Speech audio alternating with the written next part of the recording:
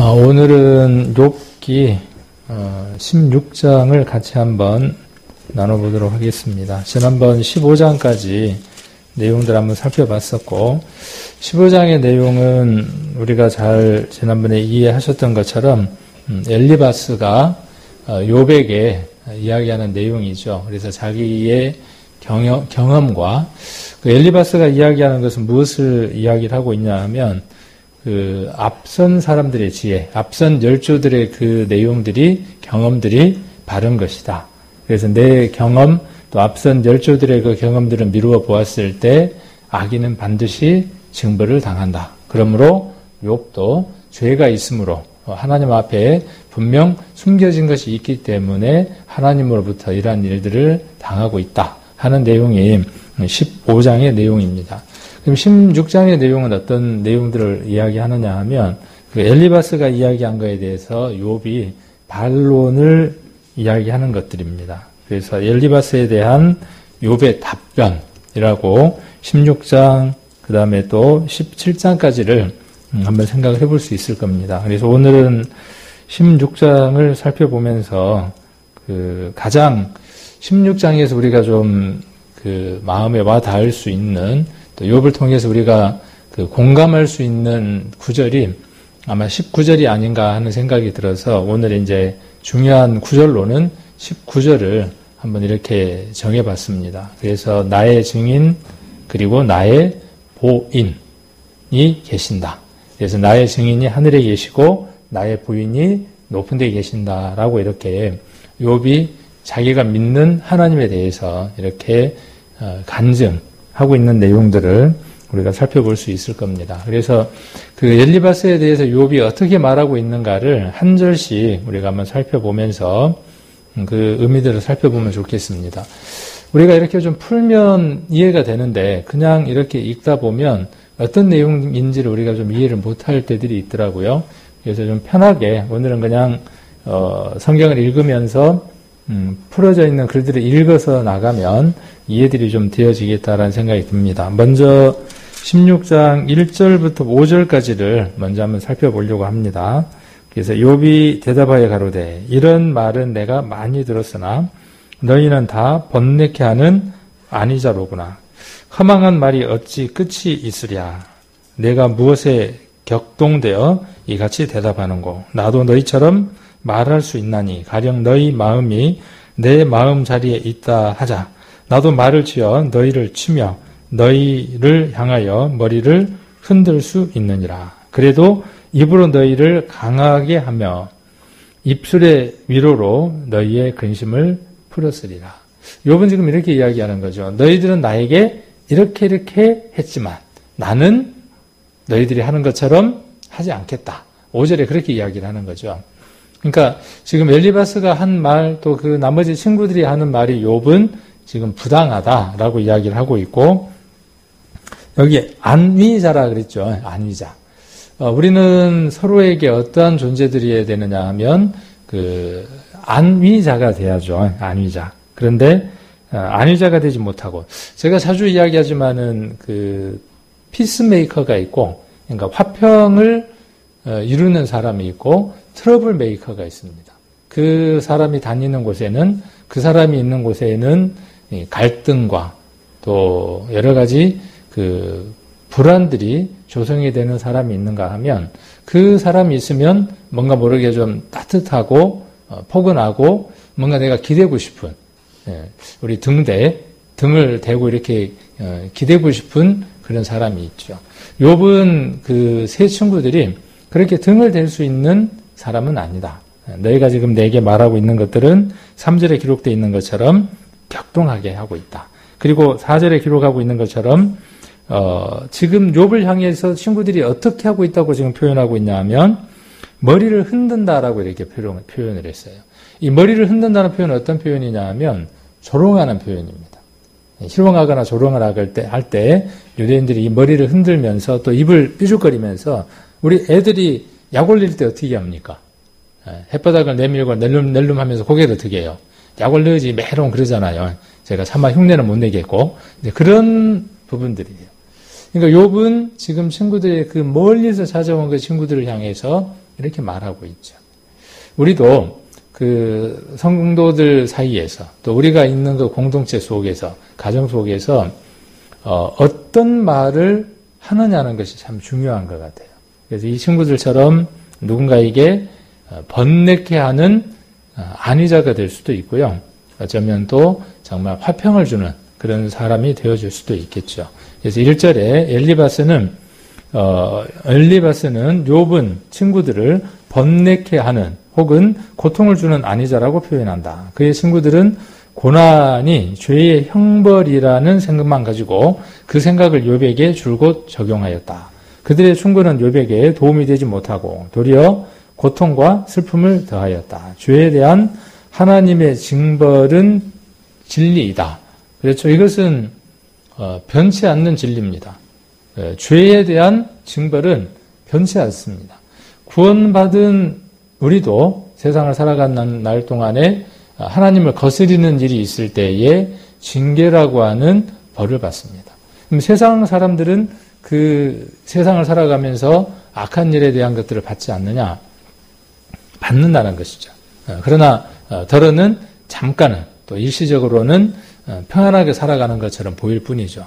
그래서 욥의 고난은 단순히 신앙 인격의 성숙을 위한 것이었다. 다른 사람의 경우에는 죄에 대한 대가로 징계가 부여됐지만 이 욥의 같은 경우에는 우리가 1장에서 이야기하고 있는 것처럼 죄 때문이 아니라 신앙을 더 성장시키기 위한 시험. 그래서 우리 시험이 두 가지가 있다는 거 배웠죠. 그죠? 우리 성경에는 시험 한 글자이지만 어떤 게 있다 그랬죠? 말 그대로 시험이 있고 유혹이 있다 그랬죠. 그 신앙을 하나님 앞에 시험해보는, 면단하는 그런 과정에 시험이 있고 테스트가 있고, 그러니까 몇 점인지 어떤 상태인지를 알아보는 그 시험이 있고 유혹이 있죠. 하나님은 사람을 시험하시죠. 그러나 무엇은 하시지 않습니까? 야고보서에 기록되어 있는 대로 유혹하지는 않습니다. 유혹은 누가 하나요? 사단이 합니다. 유혹은 사단의 것입니다. 자, 그리고 여기 5절을 보시면 5절 우리가 한번 보면 그래도 입으로 너희를 강하게 하며, 그러니까 욥은 어떻게 했겠다는 거예요. 자신 같으면 입으로 너희를 강하게 해줄 것이다. 우리는 어떤 사람이어야 되느냐 하면 욥이 말하고 있는 것처럼 이런 사람이어야 되죠. 입으로 너희를 강하게 하는 사람. 우리가 어떻게 하면 상대방들을 입으로 강하게 해줄 수 있을까요? 연약한 무릎 때문에 그 무릎을 꿇고 힘들어하는 사람들, 마음의 상처를 받은 사람들, 어려움을 겪고 있는 사람들, 그래서 침륜에 빠져 있는 사람들, 이런 사람들을 강하게 해줄 수 있는 건 무엇으로 강하게 해줄 수 있을까요? 우리가 가지고 있는 돈, 우리가 가지고 있는 어떤 것, 다 우리가 소용될 수 있을 겁니다. 건강도, 관심도, 많은 것들이 다 소용될 수 있고, 그 다음에 우리의 위로도 소용될 수 있을 겁니다. 그러나 그 속에 정말 참된 그 알맹이는 무엇이어야 되느냐 하면 말씀이어야 된다는 거죠. 우리가 그들을 돕고 그들과 함께 시간을 보내고 그들에게 많은 위로의 말을 한다고 할지라도 그것이 인간적인 것이고 다분히 감정적인 것이라면 잠깐뿐이라는 것이죠. 정으로만 붙들어 놓는 것이죠. 거기에 무엇을 두었을 때요? 하나님의 말씀으로 완전히 쇠사슬로 꽁꽁 묶어야만 그들이 강해지는 거죠. 그래서 어려움들을, 힘든 것들을 겪고 앞으로 나아갈 수 있겠죠. 이기고. 그래서 입술의 위로로 너희의 근심을 풀었으리라. 참 이거 대단한 거죠. 우리가 잘 들을 수 있는 능력이 있으면요. 말하는 능력도 굉장히 필요한데요. 우리가 말을 잘하는 능력도 우리가 정말 필요하지만은 잘 들을 수 있는 능력. 그래서 그 상대방이 무엇 때문에 힘들어하는지 또 무엇을 필요로 하는지 잘 들을 수 있는 능력. 그래서 들을 수 있는 인내. 이런 것들이 우리에게 필요하지 않는가 하는 생각을 해봅니다. 새 친구들은 그러지를 못했어요. 멀리 달려왔지만 급했어요. 조급했어요. 그래서 자기들 생각으로, 자기들 경험으로 자기가 체험했던 그 신앙적인 것들로 욥에게 답을 내려주었어요. 좀 더 인내하고 들었더라면 하나님이 원하시는 얘기를 그들의 입을 통해서 전달할 수 있었겠죠. 그래서 입술의 위로, 이거 참 우리에게 필요할 것 같아요. 복음을 전할 때요, 예전에는 물질이라든지 이런 것들로 우리가 복음이 많이 전해졌다면요, 지금은 그것 플러스 뭐냐 하면 그 마음 안에 있는 상처들을 보듬는 겁니다. 함께 느껴주는 겁니다. 그리고 함께 있어주고 들어주는 것들이죠. 거기에 우리 하나님의 말씀들이 그 적재적소에 우리가 들어갔을 때에 위로가 되고 근심을 풀 수 있게 되죠. 그러면 묶이는 거죠. 그런 관계가 되면 묶여 있게 됩니다. 그리고 발걸음을 교회로 옮기자고 했을 때 함께 발걸음을 옮길 수 있다는 것이죠. 전도 집회만 있으면 그때 가서 밥 사주고 가자 하는 그런 관계가 아니라 늘 어떤 관계냐 하면 우리가 이런 관계들을 맺을 수 있는, 그래서 들어주고 공감해주고 또 함께 그 마음들을 풀어줄 수 있는 이런 것들이 필요하지 않는가 하는 생각을 합니다. 욥은 친구들에게 자기가 그러한 사람이었다라고 이야기를 합니다. 에베소서 4장을 한번 보시겠습니다. 에베소서 4장 32절.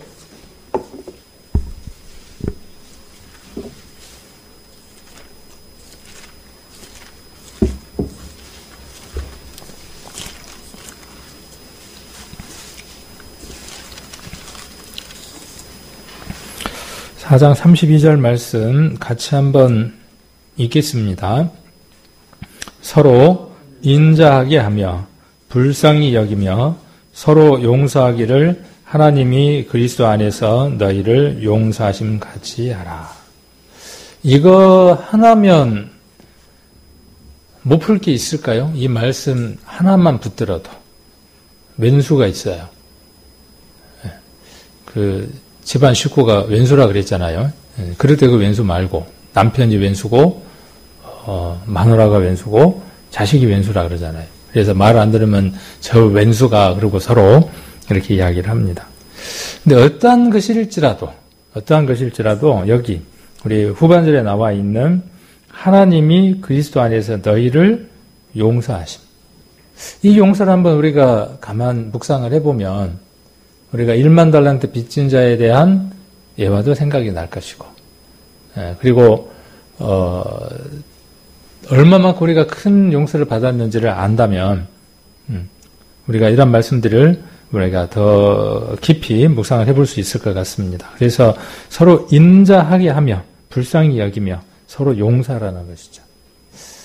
이것이 우리가 성도와 성도 사이에 풍성할 때, 그럴 때 교회 안에서 성장도 있고 또 더 많은 사람들이 교회 가운데에서 하나님을 바라보고 하지 않을까 하는 생각들을 한번 해봅니다. 욥기 다시 16장으로 한번 가보겠습니다.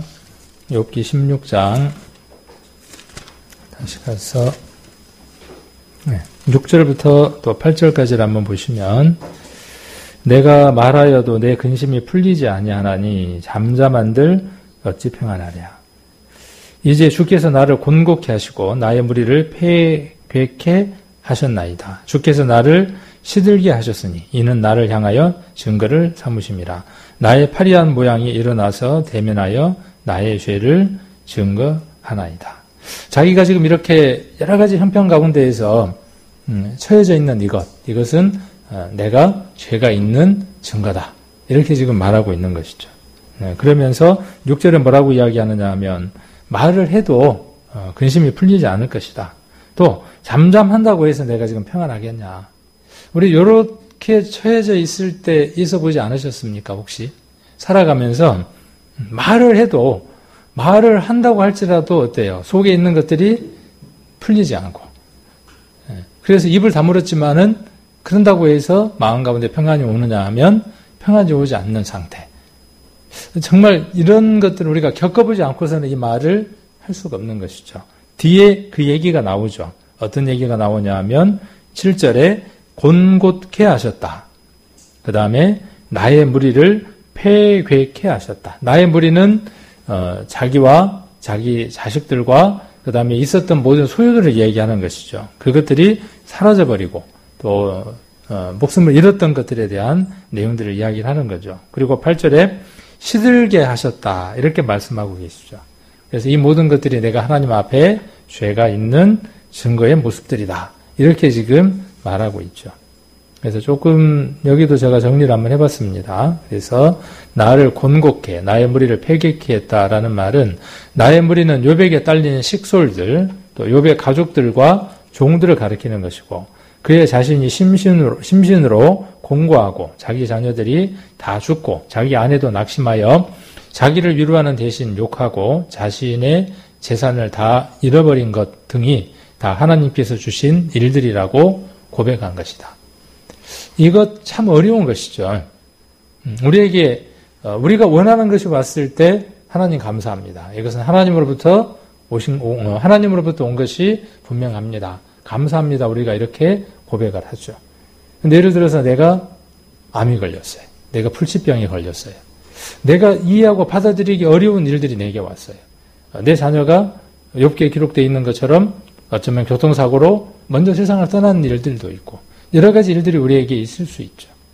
재산이 탕진될 수도 있고 이런 일들이 있을 때 우리는 왜 하나님이 나를 버리셨습니까? 내게 왜 이렇게 힘든 일들을 허락하셨습니까? 이렇게 곧잘 이야기들을 하죠. 그런데 욥은 무엇이라고 이야기하느냐 하면 이것들이 하나님으로부터 온 것입니다라고 이야기를 하고 있다는 것이죠. 원망의 말이라기보다는 이것 또한 누구로부터 온 것이라는 거예요. 하나님으로부터 온 것이라는 것이죠. 그래서 우리가 욥기의 그 욥의 얘기들을 들으면 참 대단하다라는 생각들을 하게 되죠. 자, 그리고 8절에 시들게 나의 파리한 모양 나의 죄를 증거한다라고 이야기를 하고 있죠. 그래서 주께서 나를 시들게 했다. 그리고 이것을 그 우리말 번역에 보면 그가 고난 중에 자신의 죄를 생각하게 됐다라고 하는 것을 뜻하고 있습니다. 성도는 비록 욥처럼 어떤 특정한 죄가 없을지라도 고난 중에 내가 무슨 죄가 있는가 하고 자신을 돌아보게 된다. 이 얘기가 무슨 얘기냐 하면 욥처럼 우리도 우리의 인생길 가운데에 그렇게 여러 가지 불의한 일들이 오고 고난들이 왔을 때 우리는 무엇을 생각해 보게 된다는 겁니까? 내게 숨겨진 죄가 어떤 것들이 있을까? 내가 하나님 앞에 무엇이 잘못됐기 때문에 내게 이러한 일들이 있을까라고 하는 것들을 생각해 보게 된다는 거죠. 욥은 그렇게 말하고 있는 것과 같습니다. 우리도 우리의 신앙길 안에서 어떤 물질적인 손해를 입는다든지 사고가 났다든지 여러 가지 일들이 있을 때 우리는 어떠한 말들을 하느냐 하면 내가 하나님 앞에 징계를 받아서 하나님 앞에 드려야 할 것들을 내가 드리지 못해서 이런 간증도 우리가 많이 했던 것들을 우리 경험하시죠.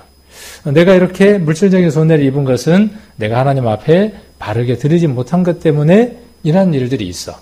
이 말을 지금 욥은 어떻게 하고 있냐 하면 8절 후반절에 기록하고 있는 것처럼 나의 죄를 증거한다. 이렇게 말하고 있습니다. 베드로 전서를 한번 보겠습니다. 여기는 잡아놓으시고 베드로 전서 2장입니다.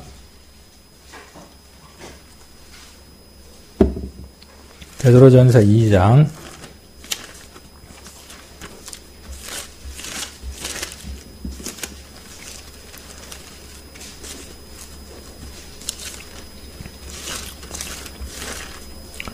2장 19절입니다. 19절부터 한번 보시면 19절부터 21절까지를 같이 한번 읽겠습니다. 베드로 전서 2장 19절로 21절까지 같이 한번 읽겠습니다.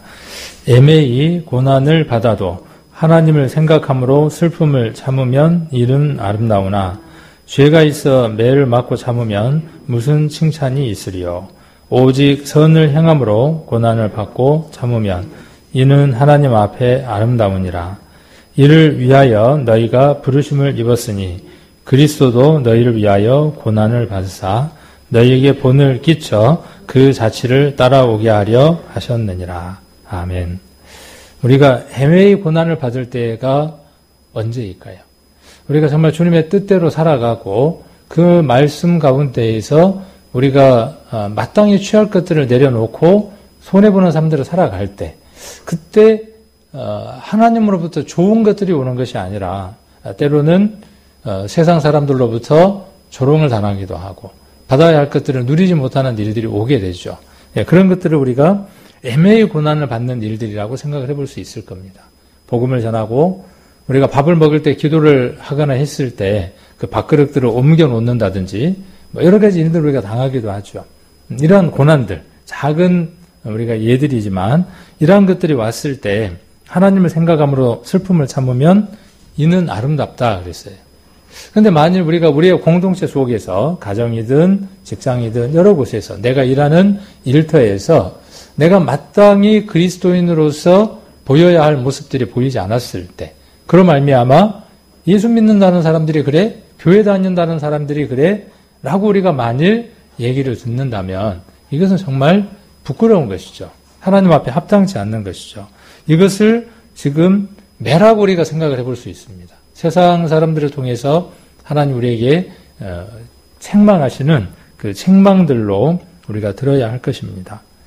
그래서 고난이라고 하는 것은 복음을 전하는 그것들로 인한 고난이라고 하는 것은 아름다운 것입니다. 그래서 하나님 앞에 아름답고 21절에 이를 위하여 우리가 부르심을 입었습니다. 세상 사람들로부터 대접받고 세상 사람들로부터 높임을 받고 인정을 받고 이런 것들로 하나님 우리를 부르신 것이 아니라 하나님 우리를 부르신 목적은 그리스도께서 이 세상에 오신 목적이 그러셨던 것처럼 고난받기 위해서 오신 것처럼 우리는 세상에서 고난을 받기 위한 존재들이기도 합니다. 그래서 이 고난을 복음을 전하는 것 때문에 오는 이 고난을 우리가 아름답게 받을 수 있는 귀한 사람들이라는 것도 우리가 이 말씀을 한번 욥의 이 얘기를 들으면서 한번 생각해 보는 것도 유익할 것 같습니다. 자, 9절에 이를 갈고 또 뾰족한 눈으로 그렇게 이야기를 합니다. 16장 9절에 한번 보시면 자, 그는 진노하사 나를 찢고 군박하시며 군박이라는 말은 상대방에 대해 증오를 품고 심하게 박해하는 것을 군박이라고 합니다. 나를 향하여 이를 갈고 대적이 되어 뾰족한 눈으로 나를 보시고 누가 그렇게 하신다는 것이냐 하면 하나님이 욥에게 그렇게 하고 계시다는 거죠. 자, 그래서 그는 진노하사 나를 찢고 군박하시며라고 이야기를 하고 있고 욥은 자신의 고난을 하나님의 진노로 표현하고 있고 그는 하나님께서 진노하셔서 마치 사나운 짐승처럼 그를 찢으시며 대적하신다고 말한다. 욥은 하나님께서 자기를 향해 이를 가시고 뾰족한 눈으로 보신다고 표현한다. 뾰족한 눈은 사랑과 동정의 마음이 아니고 미움과 진노의 마음을 나타낸다. 욥이 느끼기에 그렇게 느낀 것이죠. 자기에게 임하고 있는 그 모든 일들이 마치 하나님이 그렇게 군박하시는 것처럼 이렇게 느껴진다고 고백을 하고 있습니다. 그리고 10절을 한번 보시면 무리들은 그랬습니다. 이 무리들은 누굴까요? 그 욥에게 핍박을 가했던 그 환난과 역경을 주었던 그 무리들. 10절 무리들은 나를 향하여 입을 벌리며 나를 천대하여 뺨을 치며 함께 모여 나를 대적하는구나. 그래서 입을 벌린다는 말은 남을 해치거나 비난한다는 것을 뜻합니다. 그의 친구들은 그를 위문하기 위해서 그를 왔지만은 그를 혹독하게 비난했어요.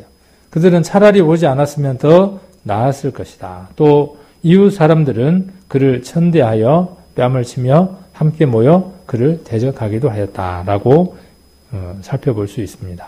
11절에 경건치 않는 자와 악인 11절 보시면 하나님이 나를 경건치 않는 자에게 붙이시며 악인의 손에 던지셨구나. 이 경건치 않는 자들도 아까 그 무리들과 같은 내용들입니다.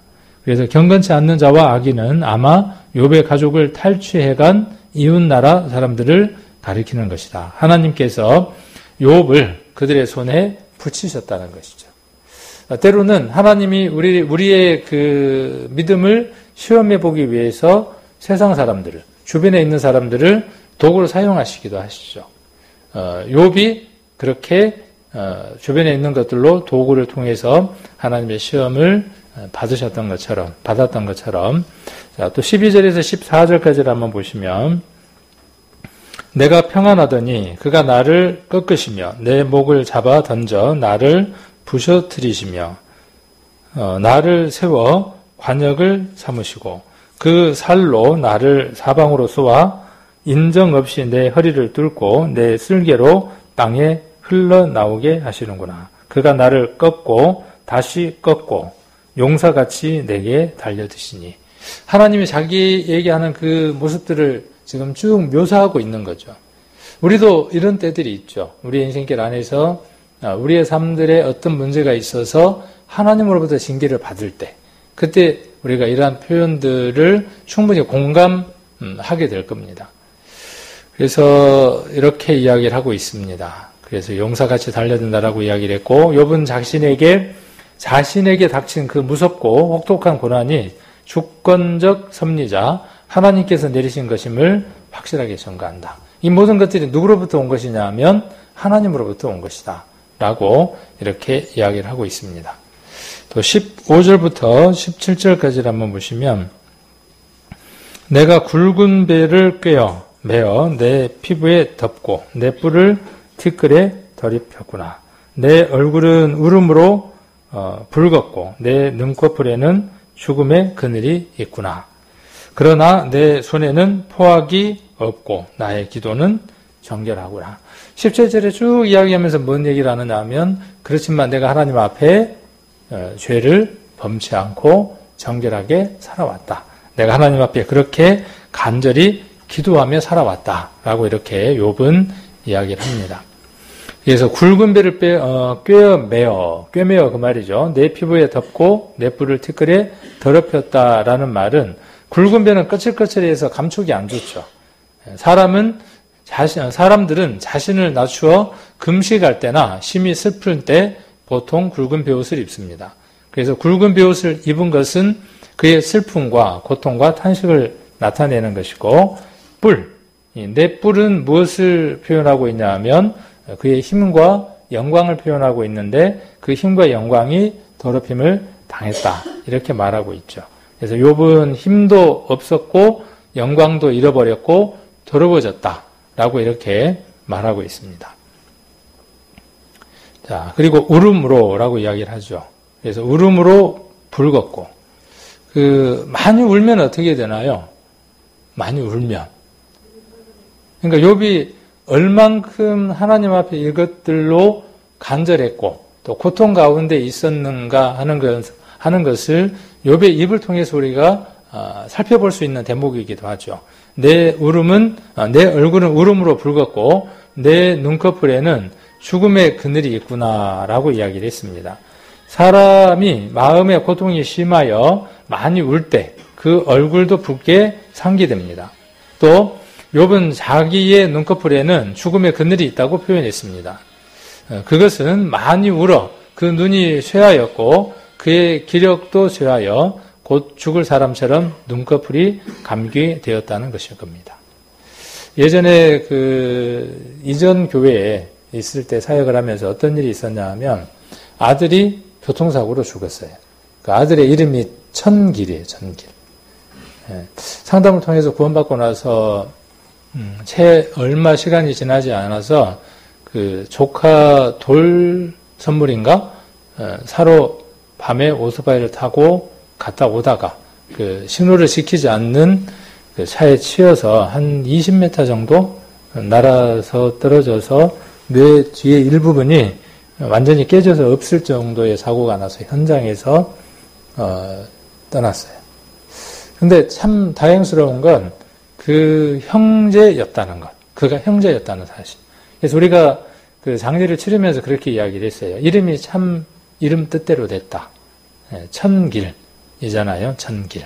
그래서 하나님을 맞이하는 그 길로 갔다. 그렇게 이야기를 했어요.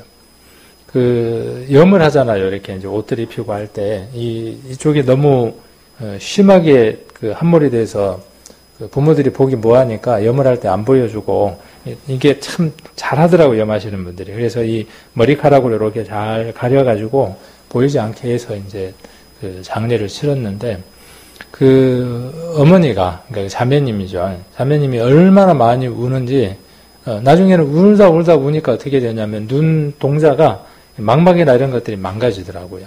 그래서 병원에 그 입원을 해서 또 수술도 받고 고난 가운데 있었던 생각들이 납니다. 어쩌면 그 부모에게 있어서 가장 고통스러운 시간이 자식이 부모보다 먼저 떠나는 것이겠죠. 그 고통 가운데에 있었던 것들을 우리는 이것으로 한번 표현을 해볼 수 있죠.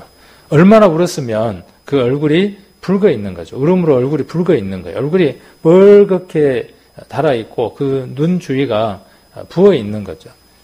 그리고 내 눈꺼풀에는 죽음의 그늘이 있다라고 이야기를 하고 있습니다. 우리는 이렇게까지는 가보지는 않았죠. 혹 우리 인생길 가운데에 이런 것까지도 가볼 수도 있겠죠. 하나님 허락하시면 거기까지도 우리가 가야 하는 것이죠. 아니면 내가 그 상황 가운데 있고 또 어쩌면 내가 사랑하는 사람들이 그것을 봐야 하기도 하겠죠.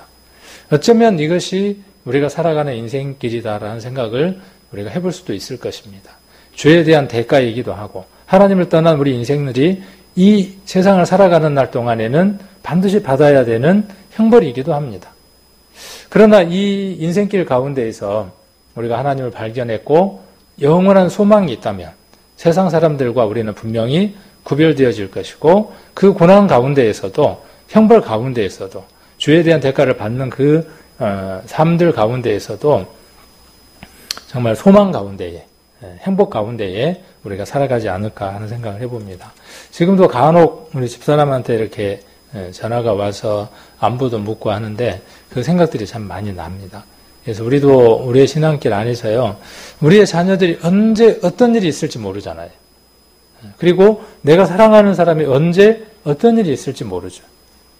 지금 그들이 교회 안에 있고 또 교회를 나간다고 해서 우리는 만족할 것이 아니라 그들의 심령 안에, 그들의 삶 안에 하나님과 맞닿아서 하나님을 품고 살아가는 그 신앙이 되도록 우리는 늘 무엇 해야 되느냐 하면 책망해야 하고 관계를 갖게끔 종용해야 하죠. 만일 구원받지 못한 가족들이 있다면 우리는 더 애탐으로, 더 간절함으로 우리는 매달려야 할 겁니다. 다 컸으니까 알아서 하겠지. 나이가 들었으니까 알아서 하겠지가 아니라 어떠한 방법이든 간절한 방법들을 찾아서 관계를 개선하고 이 문제를 깨달을 수 있도록 하는 것이 우리가 세상을 살아가면서 반드시 해야 할 일들이다라는 생각을 한번 해보게 됩니다. 자, 그리고 17절에 아까 우리가 봤던 것처럼 그러나 내 손에는 포악이 없고 나의 기도는 정결하다. 그렇게 이야기를 하고 있습니다. 자, 욥은 내 손에는 포악이 없고 나의 기도는 정결하다라고 이야기를 합니다. 그래서 내 손에 포악이 없고라는 원문은 내 손에 악행이 없음에도 불구하고 라는 뜻입니다. 내가 하나님 앞에 범죄한 일이 없는데도 이러한 일들이 있다라고 말하고 있는 것이죠. 그러니까 그의 삶이 하나님 앞에 얼마나 간절했고 하나님을 얼마나 품고 살았음을 우리는 이러한 것들을 통해서 우리가 살펴볼 수 있죠. 우리 감히 이렇게 이야기할 수 있을까요? 우리의 삶들을? 감히 이렇게 이야기할 수 없을 겁니다. 바울이 이야기했던 것처럼 내가 율법으로는 흠이 없는 자고 바리새인 중에 바리새인이다라고 말했던 것은 그가 어떻게 살아왔는가에 대한 단적인 것들을 보여주는 것이죠. 욥도 마찬가지라고 생각이 듭니다. 욥은 극심한 고통 가운데에서 앞에서도 여러 번 말했지만 자신이 악하지 않다라고 고백하고 있는 거죠. 나의 기도는 정결하다라고 말하고 있는 것은 그는 고난 중에도 기도의 줄을 놓지 않았다는 것입니다. 그는 하나님께 계속 기도하였고 그가 기도했다는 사실 자체가 그의 믿음을 증거하고 있는 것이고 믿음이 없는 자는 하나님께 기도하지 못한다는 사실입니다. 욥은 거짓과 위선의 말로가 아니고 진실과 진심의 말로 기도하였습니다. 그의 기도는 정결하였고 욥은 믿음으로 기도하였고 진실과 진심으로 기도하였습니다. 우리는 그 힘들고 어려운 일들이 있을 때 이 욥처럼 기도의 끈, 기도의 줄을 놓지 않아야 한다는 것이죠. 그리고 여기서 하나 더 해야 될 것이 무엇이냐 하면 우리의 삶이 우리가 생각할 때 풍요롭고 모든 일들이 잘 진행되어질 때, 모든 일들이 내가 원하는 대로 모든 일들이 잘 진행되어질 때, 아무런 근심도 없고 아무런 일도 없을 때, 그래서 마치 순풍에 돛단 것처럼 모든 일들이 잘 진행될 때, 오히려 그때가 하나님 앞에 더 간절한 기도로 매달려야 할 때라는 사실입니다. 왜 제가 이 말씀을 드리느냐 하면 지금 시대만큼 풍요로울 때가 없습니다. 지금 시대만큼 이 어려움이라고 하는 것을 모르고 살아가는 시대가 없는 것 같아요. 그렇기 때문에 하나님 앞에 간절함으로 매달리지 않는다는 것이죠. 우리가 풍요로울 때 간절하게 매달리지 않는다면요, 그렇게 간절히 매달려야 할 일들이 여러분 안에 생길 수도 있습니다. 자, 욥은 자기의 기도가 그렇게 정결하다라고 이야기를 하고 있습니다. 야고보서 5장을 한번 보시겠습니다. 야고보서 5장 13절.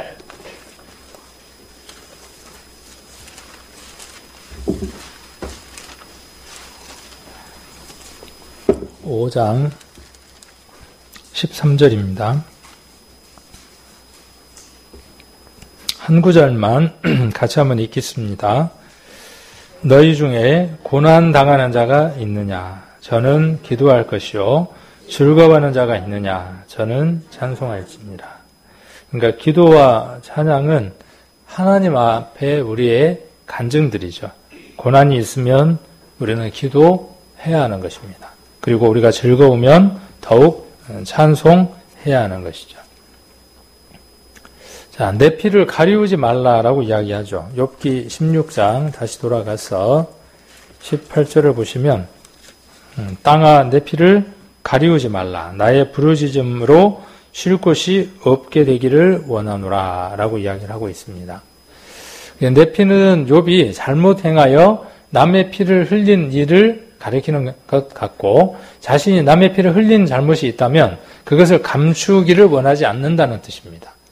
그는 정정당당하게 하나님의 심판받기를 원하고 있고 그는 그의 부르짖음으로 쉴 곳이 없게 되기를 원했습니다. 그의 부르짖는 기도의 소리가 그치지 않고 계속 하나님께 울려 퍼지기를 원했습니다. 그는 고난 중에도 낙심치 않고 하나님 앞에 자신을 내어놓고 부르짖는 기도를 하였습니다.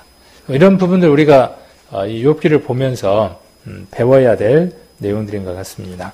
오늘 보려고 했던 19절 내용이죠. 19절 지금 나의 증인이 하늘에 계시고 나의 보인이 높은 데 계시니라 이렇게 이야기를 하고 있습니다. 자, 이 보인, 증인 나오죠. 증인이라는 말은 어디에서 많이 쓰이는 용어들인가요? 법정에서 많이 쓰이는 용어들이죠. 욥기를 보면요, 법정에서 쓰이는 용어들이 아주 많이 나옵니다.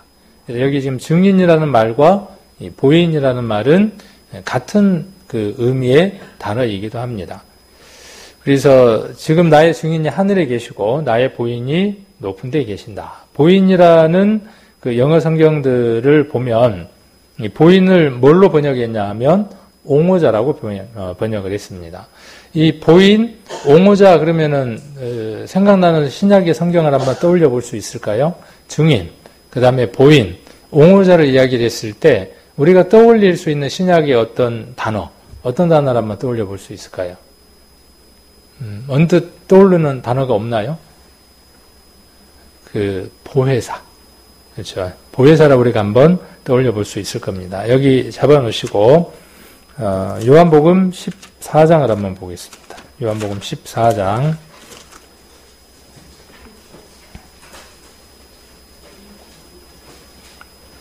요한복음 14장 16절. 자, 요한복음 14장 16절 내가 아버지께 구하겠으니 그가 또 다른 보혜사를 너희에게 주사 영원토록 너희와 함께 있게 하시리니. 26절도 보시면 보혜사 곧 아버지께서 내 이름으로 보내실 성령. 보혜사는 곧 성령이다라고 이야기를 하고 있죠. 그가 너희에게 모든 것을 가르치시고 내가 너희에게 말한 모든 것을 생각나게 하시리라.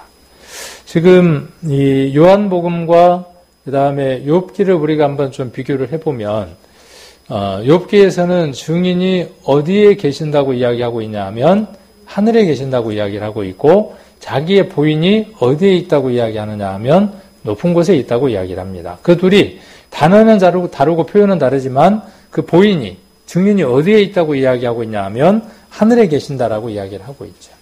물론 우리도 신약에서 많이들 그렇게 이야기합니다. 예수님은 하나님 우편에서 어떤 일을 하시는 분으로 표현하고 있습니까? 우리의 죄에 대해서 대언하시는 분. 그래서 이 증인과 보인이라는 말은 어떤 의미냐 하면 그런 의미들을 갖고 있습니다. 모든 일을 보고 계시고 그 모든 일에 대한 증인이어서 어떻게 하시는 분이라고 이야기를 하냐 하면 보인이다라고 그렇게 이야기를 하고 있습니다. 자, 그래서 다른 그 표준 세번역에 보면 하늘에 내 증인이 계시고 높은 곳에 내 변호인이 계신다라고 이야기를 합니다. 그러니까 우리를 보호해 주시고 우리에 대한 증인이 되어 주실 분, 변호인이 되어 주실 분이 우리는 누구라고 하는 사실을 잘 알죠. 우리는 예수님이라고 하는 사실을 잘 압니다. 그리고 그분이 하늘에 계신다, 높은 곳에 계신다 이렇게 이야기를 하고 있죠. 그런데 구약은 무엇을 이야기하느냐 하면 구약은 그 높은 곳에 계시는 증인, 보인이 거기에만 계시는 것이 아니라 어디에 오실 것이라고 구약은 미리 말씀하시느냐 하면 이 세상에 오셔서 임마누엘 하실 것이다. 하나님 너희와 함께 하실 것이다. 그래서 그분을 하늘에서 찾고 높은 곳에서 찾는 것이 아니라 그분이 우리 안에 계셔서 우리와 영원히 함께 할 것이다 하는 것이 구약이 말하는 바죠. 그리고 신약에 그 일이 이루어졌다고 말씀하고 계시는 거고 그분이 어디 계시는 겁니까? 지금 어디에? 지금 어디에 계시는 거죠? 욥은 시간적인 시차가 있으니까 그분이 하늘에 계신다라고 이야기해야 맞지만 이제 시간이 지난 우리들 입장에서는 그분이 어디에 계시는 겁니까? 하늘에? 높은 곳에? 자, 그러니까 기도를 어디에다가 하는 거죠? 하늘에 대고 하고 높은 곳에 대고 하는 것이죠. 우리를 성전 삼으셨다고 하는 그 말씀 속에서 우리는 무엇을 알아야 하느냐 하면 그분이 어디 계시느냐 하면 우리 속에 계시는 거죠. 그래서 우리는 어디에서 그분을 만나느냐 하면 우리 속에서 하나님을 만나는 겁니다. 그 속에서 이루어진 하나님의 만남들이, 그 경험들이 우리의 모든 것들을 바꾸어서 우리의 품은 마음과 우리의 생각들을 바꾸어서 우리의 행동까지도, 우리의 습관까지도 바꾸어내는 것이 성도로서의 삶인 것이죠. 성도라는 말이 어떤 뜻이죠? 성도. 거룩한 무리. 그렇죠? 거룩해진 무리이며 그 거룩함 속에서 살아가는 무리들이 성도입니다. 무엇을 통해서요? 성경. 우리를 거룩하게 하시는 그 말씀을 통해서 성도로서의 삶을 우리가 살아가게 되는 것이죠. 시편 115편 한번 보겠습니다. 구약에서의 개념은 이 증인과 그 다음에 보인과 하나님이 어디에 계신다는 것이냐 하면 하나님은 하늘에 계신다는 개념이에요. 시편 115편 3절. 자, 우상들은 개념이 어디에 있죠? 우상은 여기 있는 거죠. 보이는데 만질 수 있는 것이죠. 그것이 시편 115편이 이야기하는 우상들이라면 어떤 형체가 있고 만져지는 것이지만 그것들이 냄새를 맡거나 말하거나 그렇게 할 수 없다. 그리고 115편 3절에 보시면 오직 우리 하나님은 하늘에 계셔서 원하시는 모든 것을 행하셨나이다. 그랬어요. 그 사람의 수공물은 곁에 있지만 보여지는 것들이고 만져지는 것이지만 어떤 것도 할 수 없는 허상이라면 하나님은 눈에 보이지 않고 하늘에 계시지만 하나님이 자기가 원하시는 그것을 다 행하시는 분, 행할 수 있는 분이 누구라고 말씀하시느냐 하면 하나님이라고 말씀하시는 거죠. 그런데 그 하늘에 계신 하나님이 이제 어디에 오시겠다는 거예요? 구약은 그분이 어디에 오시겠다는 거냐 하면 이 세상에 오셔서 일들을 하시고 그분이 어디에 보혜사로서 성령으로서 어디에 오시겠다는 겁니까? 우리들 심령 안에 오셔서 떠나지 않겠다는 것이죠. 그리고 어디로 우리를 데려간다는 것이죠. 그 하나님이 계시는 곳으로 우리를 데려간다고 하는 것이 성경 전체의 흐름들입니다.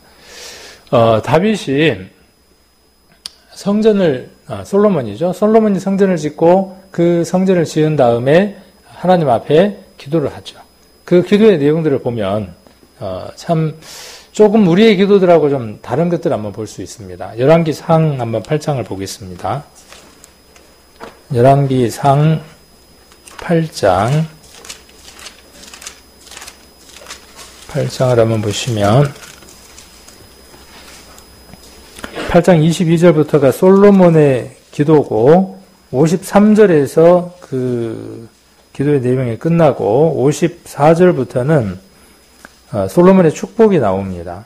그래서 22절부터의 내용들을 보면 솔로몬이 여호와의 단 앞에서 이스라엘의 온 회중을 마주 서서 하늘을 향하여 손을 펴고 가로되 이스라엘 하나님 여호와여 상천하지에 주와 같은 신이 없나이다. 주께서는 온 마음으로 주의 앞에서 행하는 종들에게 언약을 지키시고 은혜를 베푸시나이다.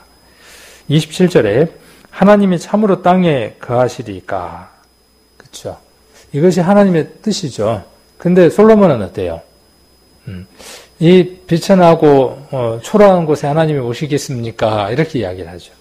우리도 그렇잖아요. 이렇게 비참하고 초라한 이 집에, 그렇죠. 이 집에 누가 오시는 겁니까? 하나님이 와서 거하시려고 하는 거죠. 이것이 솔로몬이 성전을 짓는 모습에 지금의 우리의 모습 신앙 가운데에서 한번 적용해 볼 수 있는 부분들일 겁니다. 그러면 성전이 지어졌으면 하나님은 어디에 계셔야 합니까? 성전에 오셔야 하는 거죠. 계셔야 하는 거죠. 그러면 솔로몬은 어떻게 또 기도해야 할까요? 거기에 계시는 하나님에게 기도하고 거기에 계시는 하나님 만나야 하겠죠. 근데 쭉 내용들을 읽어보면 그 기도의 내용들을 보면 30절 한번 봐봅니다. 30절 보시면 종과 주의 백성 이스라엘이 이곳을 향하여 기도할 때에는 주는 그 간구함을 들으시되 주의 계신 곳 하늘에서 들으시고 들으시사 사하여 주옵소서.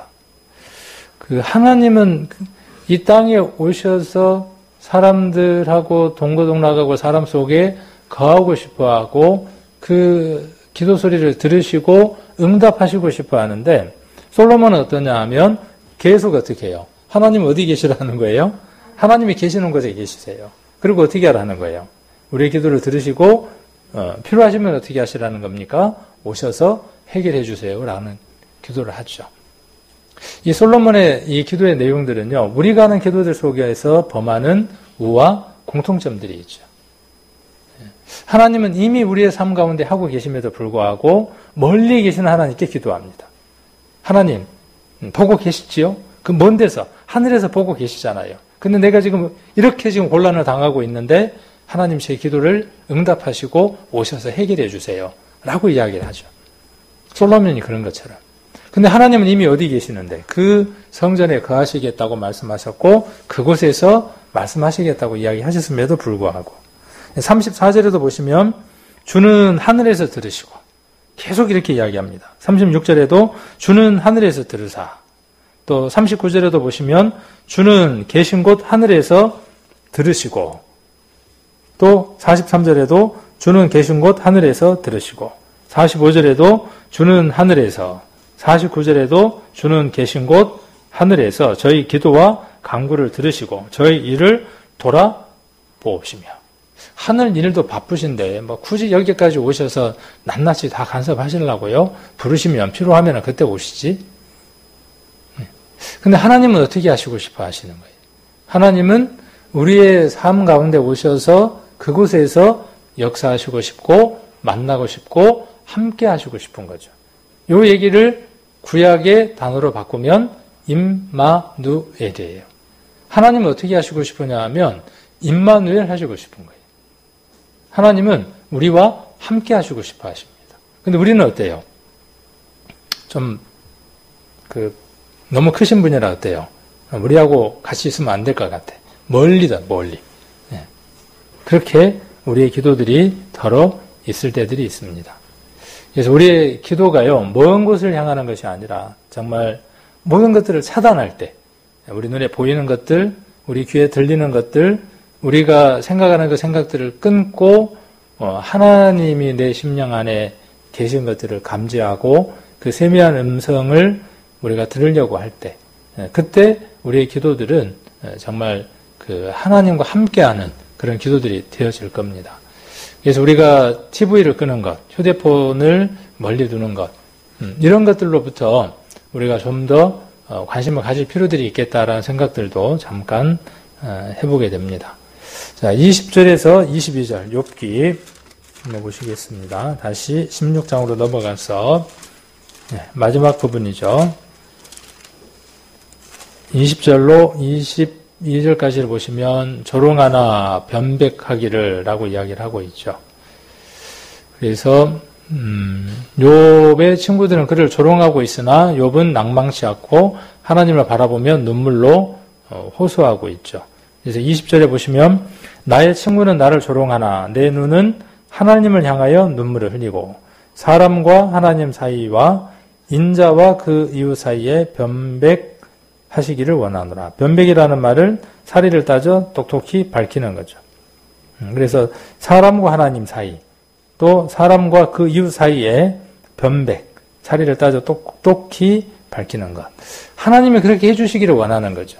자기의 그 삶들 안에 그 욥과 친구들 사이에 이런 여러 가지 지금 관점이 다른 것들에 대해서 하나님이 어떻게 해주시기를 원하는 거죠.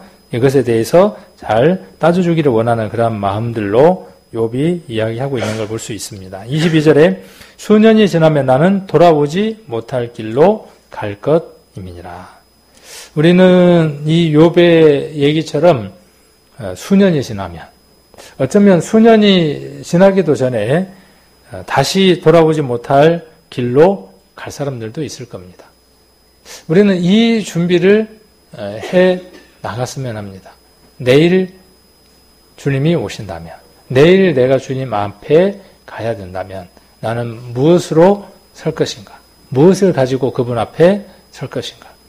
여러분이 만일 임종을 맞는다면, 마지막을 맞는다면 어떤 모습으로 하나님을 맞이하고 싶습니까? 술집에서, 노래방에서, 흥이 있는 곳에서, 그곳에서 생의 마지막을 마감하겠습니까? 아니면 하나님이 가장 좋아하시는 그곳에서, 하나님이 가장 좋아하시는 그 일들 속에서 하나님을 맞이하는 것이 좋겠습니까? 욥은 이러한 생각들을 참으로 많이 했을 것 같아요. 그 삶 안에서. 그래서 고난은 고난이 아니라 그것 속에서 하나님을 더 향하게 하는 큰 축복의 통로이다 하는 것들을 우리는 욥기를 통해서 우리가 살펴볼 수 있게 되는 것 같습니다.